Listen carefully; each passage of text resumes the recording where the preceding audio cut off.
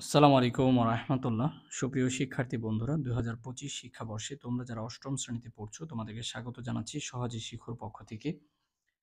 তো আজকে আমরা অষ্টম শ্রেণীর বিজ্ঞান বইটি নিয়ে হাজির হয়েছি। বই পরিচিতি উপস্থাপন করব, পাশাপাশি বইটি কিভাবে ডাউনলোড করবে সেটি আমরা জানিয়ে দেব। তাই শেষ পর্যন্ত আমাদের সঙ্গে থাকাটা তোমাদের জন্য খুবই জরুরি। তো প্রথমত এখানে লক্ষ্য করো বিজ্ঞান। এই বিজ্ঞান বইটি সম্পর্কে আমাদের আজকের যেহেতু পর্ব সেহেতু এই বিজ্ঞান বইটির পরিচিতি আমরা তুলে ধরব। তো প্রথমত আমরা এখানে চলে যাই যে সূচিপত্রর দিকে, কারণ সূচিপত্র থেকে আমরা সবচেয়ে ভালো ধারণাটা পাবো। তো সূচিপত্রের মধ্যে আমরা দেখতে পাচ্ছি যে প্রথম যে অধ্যায়টা রয়েছে সেই অধ্যায়টার নাম হচ্ছে কি প্রাণী জগতের শ্রেণীবিন্যাস। প্রাণী জগতের শ্রেণীবিন্যাস। তো এই জায়গাটাতে আমরা যে জিনিসগুলো পাবো সেটা হচ্ছে যে এই যে আমাদের কেউ হচ্ছে আমরা মানুষ, কেউ হচ্ছে আমাদের ছাগল, কেউ হচ্ছে আবার মাছি। হ্যাঁ, তো এই যে বিভিন্ন সবাই তো প্রাণ আছে, তো এই প্রাণীদের যে একটা শ্রেণীবিন্যাস সেটাই কিন্তু এখানে উপস্থাপন করা হবে। সে বিষয়গুলো আমরা এখান থেকে জানবো ইনশাআল্লাহ। অর্থাৎ কোন প্রাণী কোন শ্রেণীতে থাকবে, তাদের বৈশিষ্ট্যের উপর ভিত্তি করে এই শ্রেণীবিন্যাসটা করা হয়েছে। যে বিষয়গুলো আমরা এখানে জানতে পারবো যে বিভিন্ন পর্বে এবং গোত্রে তাদেরকে ভাগ করে তাদের বৈশিষ্ট্য অনুযায়ী তাদেরকে সন্নিবেশ করা হয়েছে, সাজানো হয়েছে, সেগুলোই জানবো। এরপর জীবের বৃদ্ধি এবং বংশগতি। আমাদের এই যে দেখো সুবিশাল যে দেহ, এটি আমরা দ্বিতীয় অধ্যায়ে দেখতে পাবো। আমাদের এই সুবিশাল দেহ কিভাবে এটা বৃদ্ধিপ্রাপ্ত হয়, তো এই বিষয়গুলো আমরা এখান থেকে কিন্তু জানতে পারবো এই অধ্যায়টি থেকে। এবং বংশানুক্রমে দেখা যায় যে পিতার মতো বৈশিষ্ট্য অধিকারী তার সন্তান হয়। তো এটি কিভাবে সম্ভব, এই বিষয়গুলো আমরা জানবো এই দুইটি অধ্যায় থেকে। তো এরপর এখানে লক্ষ্য করো যে তৃতীয় অধ্যায়ে ব্যাপন, অভিস্রবণ এবং প্রসেদন। তো একটি আতরের কৌটো তুমি ঘরের এক কোণে রেখে দিলে এটা সারা ঘর ছড়িয়ে গেল, এটা কিভাবে হলো? অথবা কিসমিসের বাহিরে পানি আছে, কিসমিস পানিতে ভিজিয়ে দিলে কিসমিসটা কিভাবে বড় হয়ে যায়, এটা কিভাবে হলো? গাছই বা কিভাবে পানি মাটি থেকে শোষণ করে সে রস শোষণ করে খাদ্য তৈরি করে, এটি কিভাবে সম্ভব?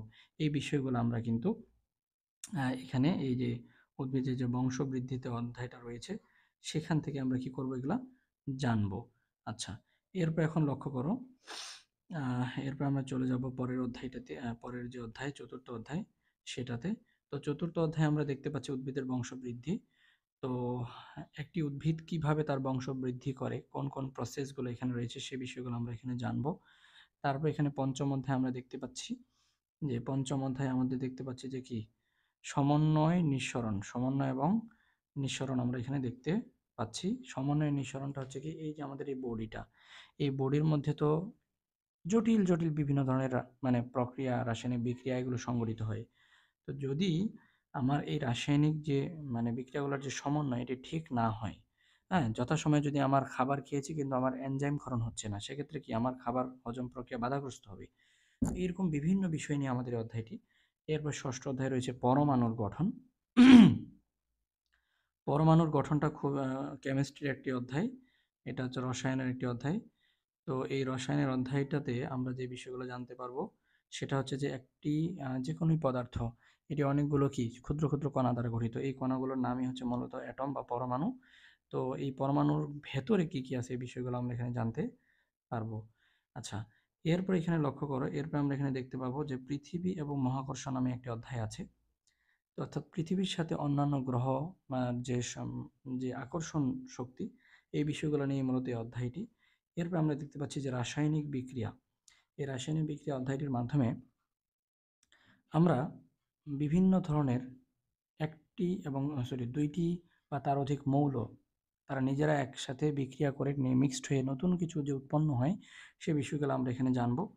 এটি রসায়নের একটি অধ্যায়।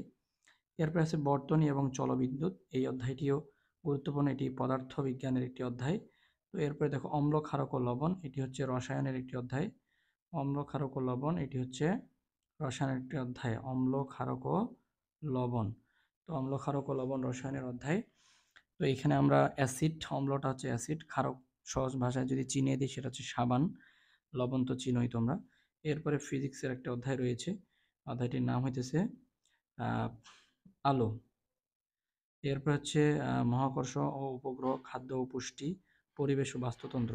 তোমরা কিভাবে বইটা ডাউনলোড করবে সেটাই তো ভাবছো। খুব সহজ ডাউনলোড করার পদ্ধতি।